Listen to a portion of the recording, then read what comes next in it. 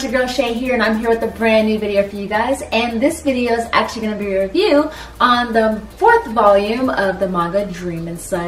And I know you guys have kind of been wondering about this manga. I have done the first 3 reviews so far on them, and the 4th one got released in the beginning of November, and I finally got a hold of a copy and have finally finished it. I know it took me some time, to be honest with you, but with the holidays coming up, I got kind of busy, so now I've finally finished it.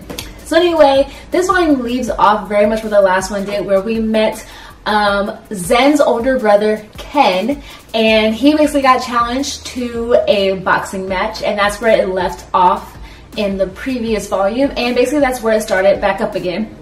Basically it was him doing the boxing match and seeing whether or not he was actually going to end up winning.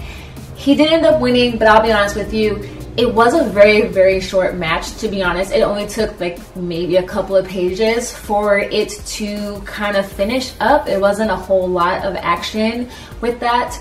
And I kind of am indifferent about that. I mean, to be honest, that one arc regarding Zen's older brother wasn't a huge thing for me, but it was interesting to just a little bit.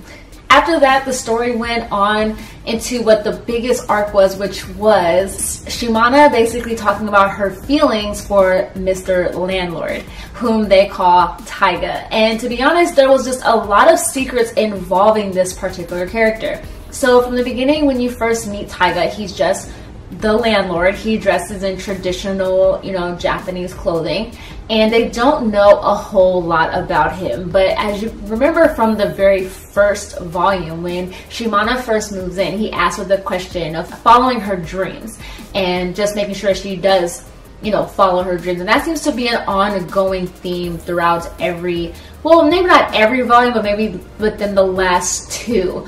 With Zen, his dream is to make manga or to, draw manga, and his brother's dream was to become a boxer.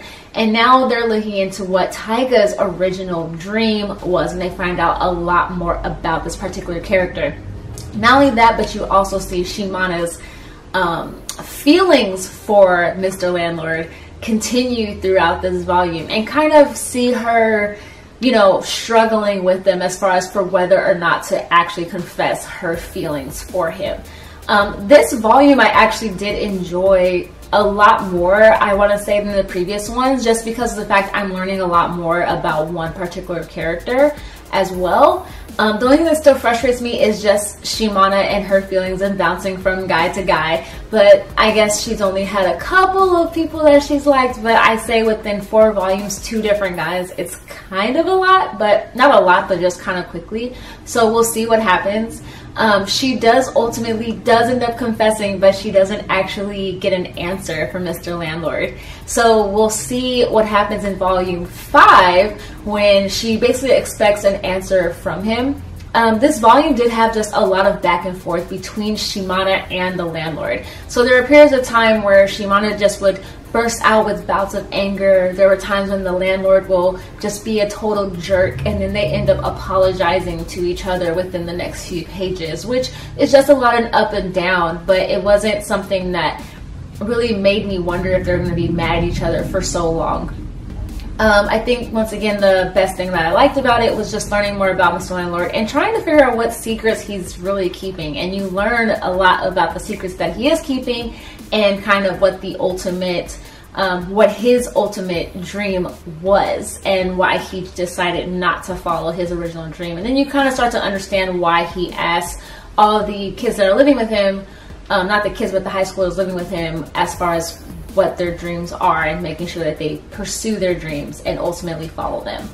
At the end of the manga, you actually do get a little bit of insight into what Taiga and Ken were like back in high school, and see why, in some ways, why Taiga doesn't not like women, but the reason why he doesn't want to fall in love, and he thinks girls are troublesome. So that was kind of a fun thing to read. It's just a kind of like a little bit of a side story, but I could honestly see that if this was actually ever turned into an anime, see that as like a 0.5 storyline or maybe some sort of a flashback. But overall, I did enjoy volume number 4. Volume 5 doesn't come out until sometime in January, so I have a little bit of time before the next volume is released, but I am excited to see what's going to happen next. I am still rooting for Zen because, as you all know, in the previous volume, he finally confessed to Shimano, but she doesn't return his feelings at this point in time. So I am interested to see if they get together or see what's going to happen. But yeah, that is my review of volume number 4. Like I said before, if you haven't already, pick it up and definitely check it out. It's kind of a fun manga to read. So volumes 1 through 4 have been released. Volume 5 is out in January, and once it comes out, I will of course read it and review that one as well for you guys. So like always, if you enjoyed this review and you're enjoying my content, be sure to give this video a thumbs up and subscribe if you haven't already. And I'll have a new video out for you guys soon. As you know, I come out with videos, or at least try to come out with videos every Monday, Wednesday, and Saturday. And yeah, alright, so I will see you guys soon, and bye.